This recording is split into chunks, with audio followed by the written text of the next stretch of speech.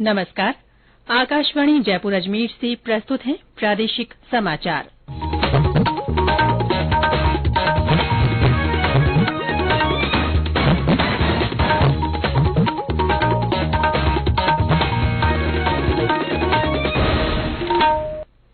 समाचारों के साथ मैं रितिका गुप्ता।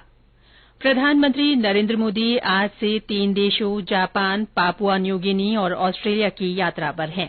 यात्रा के पहले चरण में श्री मोदी जापान में प्रधानमंत्री फुमियो किशिदा के निमंत्रण पर G7 शिखर सम्मेलन में भाग लेंगे।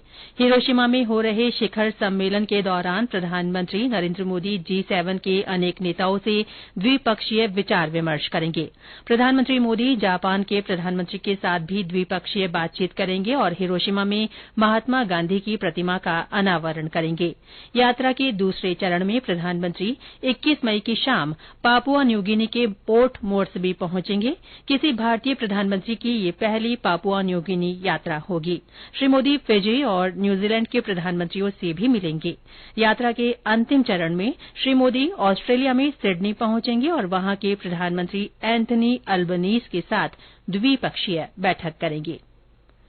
प्रधानमंत्री नरेंद्र मोदी ने कहा है कि वे विश्व के समक्ष उपस्थित चुनौतियों और सामूहिक प्रयासों से उनके समाधान पर G7 के सदस्यों और अन्य आमंत्रित देशों के साथ विचार विमर्श के लिए उत्सुक हैं।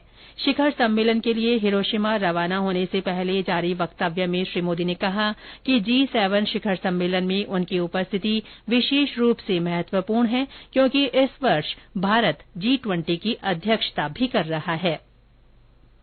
रक्षा मंत्रालय ने कहा है कि वित्तीय वर्ष 2022-2023 में पहली बार 1 लाख करोड़ रुपए से अधिक का रक्षा उत्पादन हुआ है। वर्ष 2022-2023 में रक्षा उत्पादन मूल्य में पिछले वर्ष की तुलना में 12% से अधिक की बढ़ोतरी हुई है। पिछले वर्ष 95,000 करोड़ रुपए का रक्षा उत्पादन हुआ था। मंत्रालय ने कहा कि सरकार रक्षा और सहयोगी उद्योगों के समक्ष आने वाली चुनौतियों के समाधान के लिए लगातार काम कर रही है। व्यापार सुगमता के लिए अनेक नीतिगत सुधार किए गए हैं। सूक्ष्म, लघु और मध्यम उद्यमों और स्टार्टअप को आपूर्ति श्रृंखला से जोड़ा जा रहा है। इन नीतियों के कारण पिछले 7-8 वर्षों में उद्योगों को जारी किए जाने वाले रक्षा लाइसेंस की संख्या में लगभग 200% की बढ़ोतरी हुई है। इन उपायों से रक्षा उद्योगों को बढ़ावा मिला है और बड़ी संख्या में रोजगार के अवसर पैदा हुए हैं। शिक्षा का अधिकार RTE कानून के तहत आज शिक्षा मंत्री डॉ बी.डी. कल्ला ने सभी निजी विद्यालयों में प्रवेश के लिए ऑनलाइन लॉटरी निकाली। कानून के तहत प्रदेश के 37,345 प्राइवेट स्कूल में लगभग 2 लाख सीटों पर जरूरतमंद बच्चों को मुफ्त प्रवेश दिया जाएगा। गौरतलब है कि इस बार प्रदेश भर के 5,38,000 से ज्यादा विद्यार्थियों ने अलग अलग स्कूलों में एडमिशन के लिए आवेदन किया था। राज्य सरकार प्रदेश में पर्यटन को बढ़ावा देने के लिए 6 स्थानों पर गोल्फ कोर्स और MICE सेंटर बनाएगी। 500 करोड़ रुपए की इस योजना के तहत अजमेर और जोधपुर में दोनों परियोजनाएं, जबकि उदयपुर, माउंट आबू और अलवर में गोल्फ कोर्स और पुष्कर सहित जयपुर, जोधपुर और उदयपुर में MICE सेंटर शुरू होंगे। इन सेंटरों पर पर्यटन संबंधी बैठकों और विश्व स्तरीय सम्मेलनों तथा प्रदर्शनियों का आयोजन किया जा सकेगा।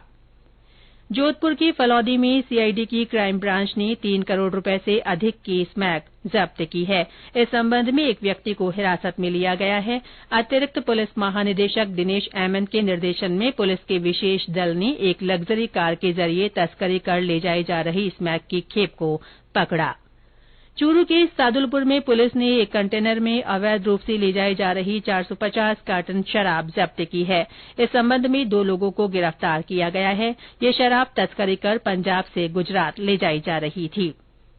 प्रधानमंत्री नरेंद्र मोदी आकाशवाणी पर मन की बात कार्यक्रम में इस महीने की 28 तारीख को देश विदेश के लोगों के साथ अपने विचार साझा करेंगे।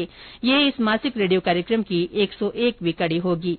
प्रधानमंत्री ने कार्यक्रम के विषयों के बारे में लोगों से अपने विचार साझा करने का अनुरोध किया है। इसके साथ ही प्रादेशिक समाचार बुलेटिन समाप्त हुआ। नमस्कार।